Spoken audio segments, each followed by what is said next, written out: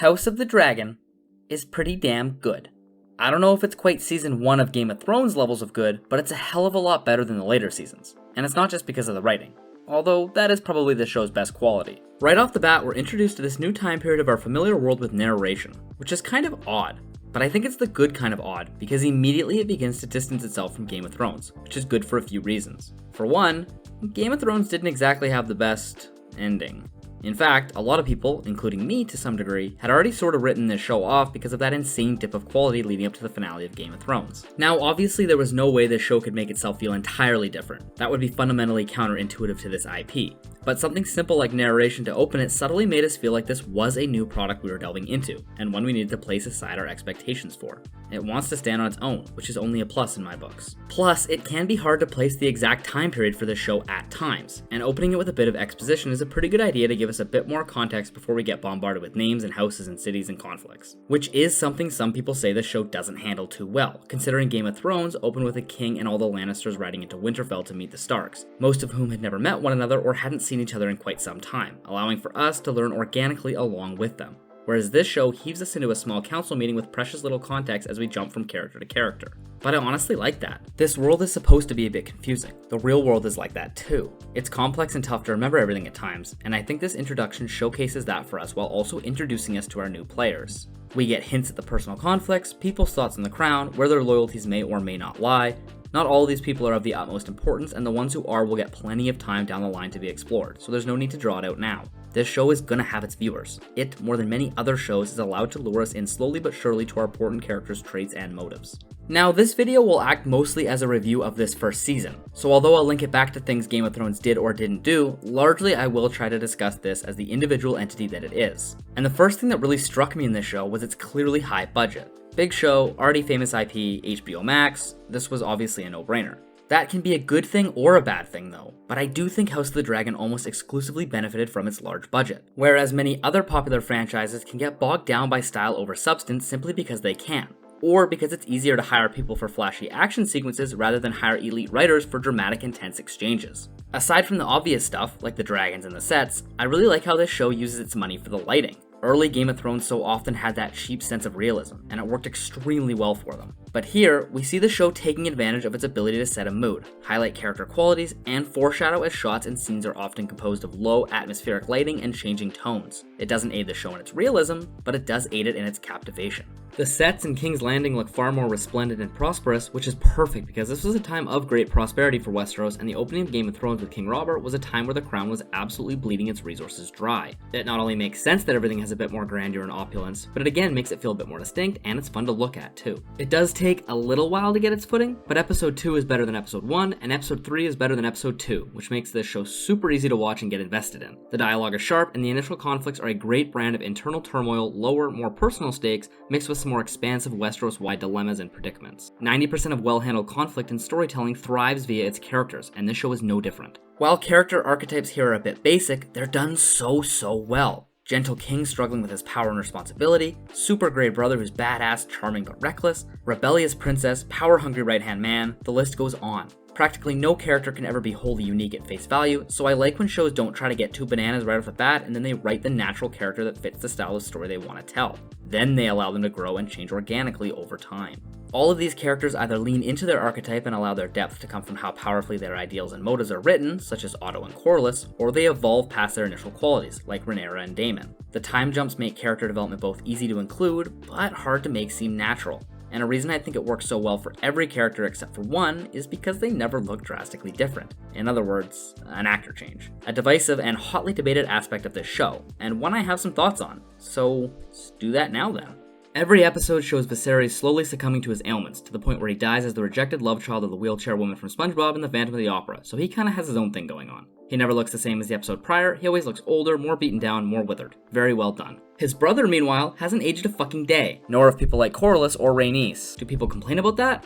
Not much. There's a certain level of suspension of disbelief with TV and movies, and I'm fine stretching my own limits if it's in service of allowing us to farther connect with our characters. That is one of storytelling's most important elements after all, and I'm willing to sacrifice a lot of realism to maintain those connections. Alicent's new actor is literally the same exact person. How on earth they managed to find two people who can act this well and look literally identical is absolutely astounding, but it works perfectly. Plus, our older Alicent has changed quite a lot since that massive mid-season time jump, maybe more than any other character. Early on, she was quite sweet and understanding, naive even. After the time jump, however, she's grown a lot more cynical and power-hungry. So if these two characters feel a bit different, well, it's because they are. Older Alicent is much more of a classically grey character, deservedly growing comparisons to Cersei, although I think her morals are far more straight and narrow than Cersei's ever were. But we all know who I was really going to be talking about once I segued into this topic.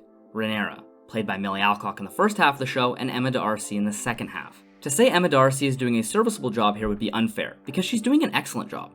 Her delivery is great, her physical acting is wonderful, and her scene presence is as good as anyone's. Her first scene being a long birthing scene plus her battle to bring her newborn child up to the bothersome queen was a super badass reintroduction of her version of this character. She plays a believably older and slightly less rebellious version of Millie Alcock's Rhaenyra. But god damn it, wasn't Millie Alcock more fun to watch? In my opinion, she was doing a world-class job of bringing her super compelling brand of childlike innocence that turned into that rebellious nature I mentioned earlier to the show. Her charm was as indelible as it was infectious, and her charisma with every single person she interacted with brought such warm life to every single scene she was in. Specifically towards one character, her uncle husband, Daemon. Now, it is fair to say their rapport and back and forth has lost some fire because she's grown a bit jaded, gone through some life shit, lost a bit of her own personal fire, and likewise for Daemon, whose initial passion has tamed into a bit more of a genuine love and affection. But that doesn't really excuse their dynamic being far less entertaining than the one we saw in the first half of the show. It's still great a lot of the time, don't get me wrong. We're talking a 10 going down to a 7, not plummeting off a cliff. But with Daemon looking the exact same as episode 1, his invariant face is a constant reminder that Millie easily could have continued to play this role and simply been aged up with equal parts makeup, maybe some effects, and a little bit more suspension of disbelief from us. Judging from how many hardcore fans she's made for her portrayal of Rhaenyra, I don't think that would have been insane to ask. This doesn't necessarily hamper my opinion of the quality of this show, but it does affect my enjoyment, and that has to speak for something. When creating the show with the constant time jumps like this, I think the decision to change actors for the younger characters eventually was a wise decision. Changing everyone would have been really daunting, and easily could have alienated a lot of people who no longer felt a connection towards their characters anymore without anything familiar to latch onto.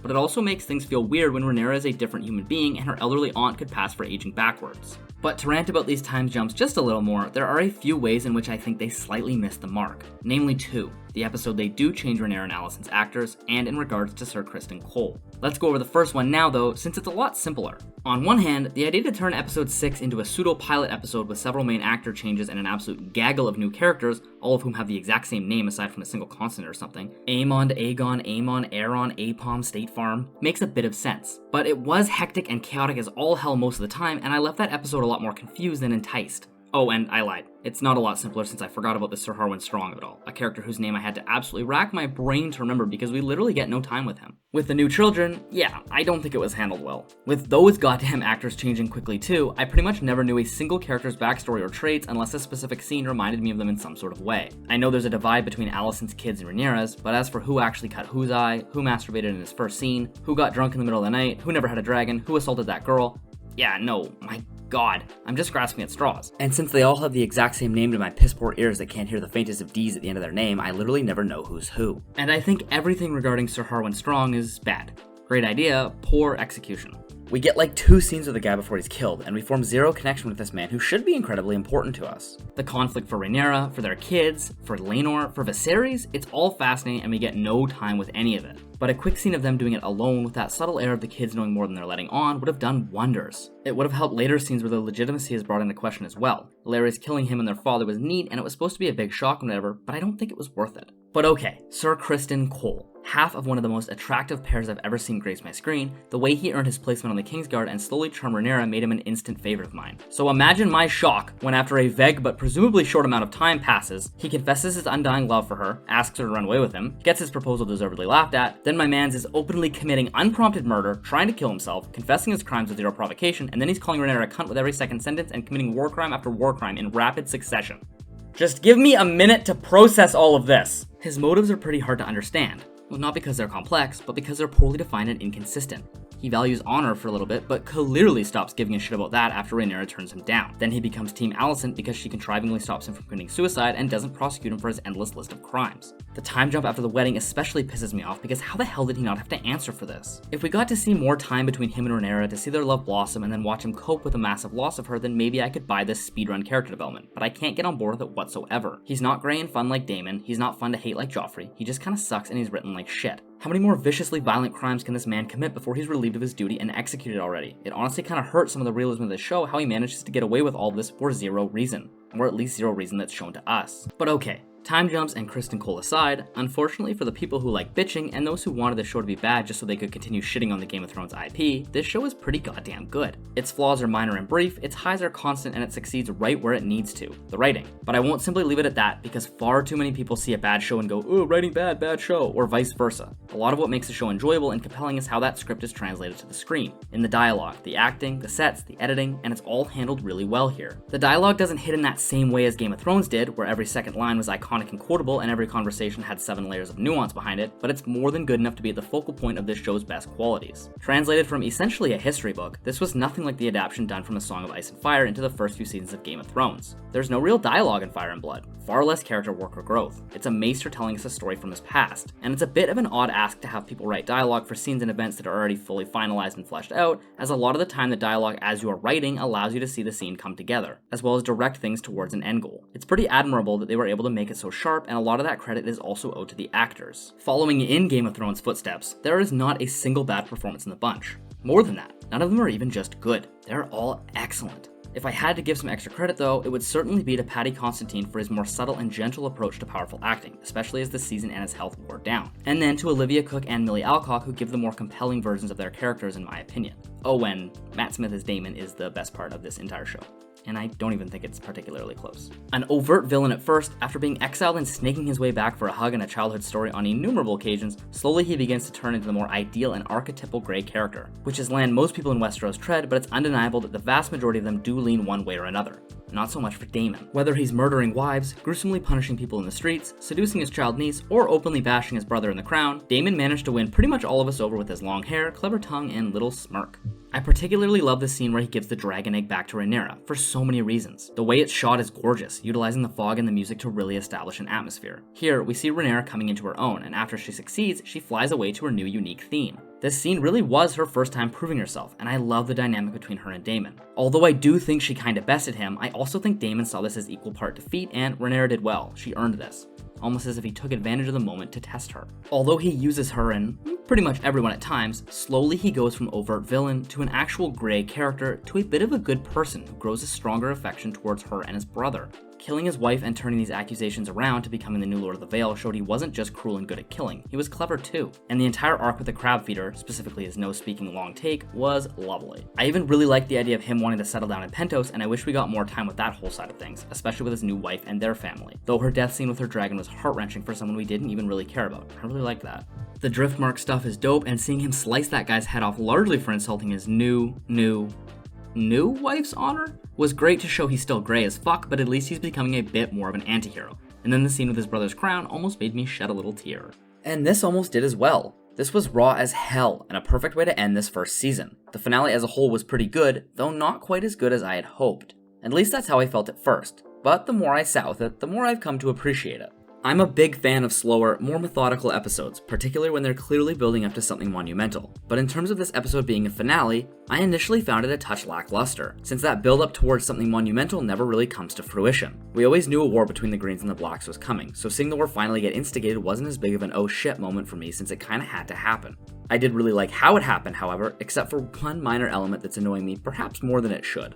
The final scene with Lucerys and Aemond was incredible. Intense, tension-filled, and absolutely beautifully shot. One of our first dragon-on-dragon fights, and seeing the gigantic size discrepancy was incredibly interesting and gave a new insight into what these behemoths can do in a war against one another. Them not listening was a side to this world we've never seen, calling back to that line from Viserys about them not simply being controlled by the Targaryens. And it also shows us that they're not simply war tools. It adds another layer of complexity to this conflict. The shot of Vhagar literally chomping Arax in half and dismembering it, plus the look of regret and panic on Aemond's face was incredible. Aemond's actor, Ewan Mitchell, is doing an insane job in the show as well. I should have mentioned him earlier. That whole scene just looked and felt incredible. Flying through the raging storm, desperate to escape, us knowing he had literally no hope of simply outflying such a creature. One of my favorite scenes of the entire show. We just had the scene prior explaining that Rhaenyra wasn't going to initiate the war and she needed something else to act as a catalyst. For our own enjoyment, that's something we very much want. Plus, I'd say most of us are hoping to see the Blacks give Alicent and the Hightowers the justice they deserve. This scene was a perfectly timed and perfectly executed final scene, where we knew exactly what implications would result from it. But it wasn't the last scene. It's minor, I know, but ending on a pointless scene of Rhaenyra briefly reacting to what we just saw was completely unnecessary, and I think gave the finale's last moments a lot less oomph. Trust that the audience will understand what the dragon scene is saying, especially on a show this massive with people overanalyzing every frame. The subtlety of ending with Aemon realizing he royally fucked up I think would have been a lot better than the short but pointless scene immediately after. The rest of this episode has grown on me quite a lot, but that final scene I don't think ever will. It was still a good episode, although I'm not sure it functioned excellently as a finale since it should get people extra interested in the next season and it didn't really set up anything new. It showed the slow beginning of a war we always knew was going to happen, and I liked how it started with Rhaenyra cautioning restraint and awaiting the decisions of people like the Valyrians to declare a side. It just felt more like the episode before a finale to me. But the more I explain my thoughts on this, the more I think I've just became fixated on a specific type of finale that the show wasn't trying to pull off. So I'm sure this episode will continue growing on me as we await season 2.